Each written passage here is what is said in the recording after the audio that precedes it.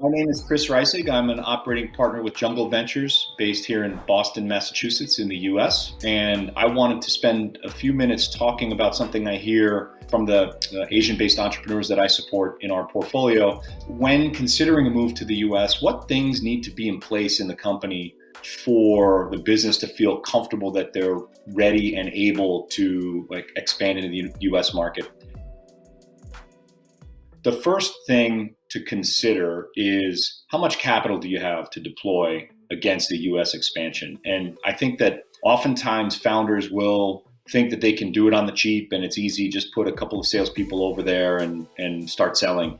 And that often doesn't work. In fact, most times it doesn't work. So I think you really need to be thoughtful and collaborative with your board and your investors and put aside a significant amount of dry capital to invest against a business operating plan that gets you the results you're looking for, that really defines success for you in expanding into the US market. And so whatever that may be for a given company, it might be that you need to hire 5 or 6 people and get them set up there. I think you also need to make sure that your board is supportive of that expansion and that they understand what investments you're making and why and what the upside is, and get them really aligned behind the plan that you have to expand. I think the other thing that founders often overlook is, in my opinion, the best way to transfer DNA from one market to another market such that you can rest assured you will have a very good operating cadence and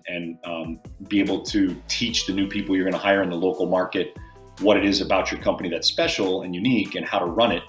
I think you need to be prepared to transplant 1 or 2 kind of key people, if not leadership, at least really good solo practitioners that can go over to the US market for 3 months, 6 months, a year, and help to get that business started. Because without that, it just is much, much harder to kind of transplant the ethos of the company and teach new people without someone that's already done it. And so that's a critical element. And this is a trade-off, because you're likely taking someone who's already contributing pretty well to your Asian business and having to move them to a different market. And so it's a trade-off, but if the opportunity in the US is big enough, then it's justifiable. So that's something I think needs to be considered. Lastly, I think you need to have some form of support in the US, whether that's an advisor in the US who's run businesses there, a board member who may be living in the US or have access to the US markets and connections there.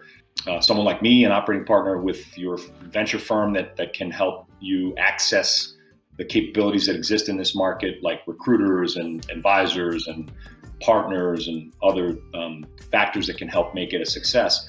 I think you need to consider all of the tools you have at your disposal, from your board to your advisors to your investors, to figure out what hooks you can get into the US market that will help you get established in that market and begin to execute.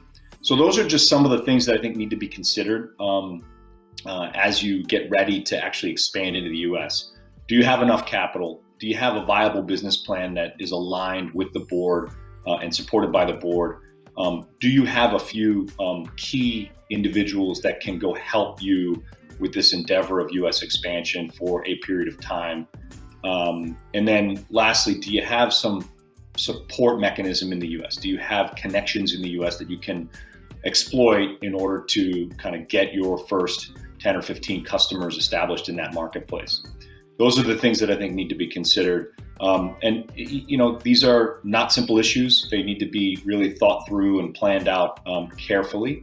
The US market is a great market if you can access it, but it's also, if you're not prepared for it, it can be a high risk endeavor. So hopefully this content was helpful, and if you like the content, please subscribe to this channel and like the content. And once again, I'm Chris Reisig, and thank you for listening. Appreciate it.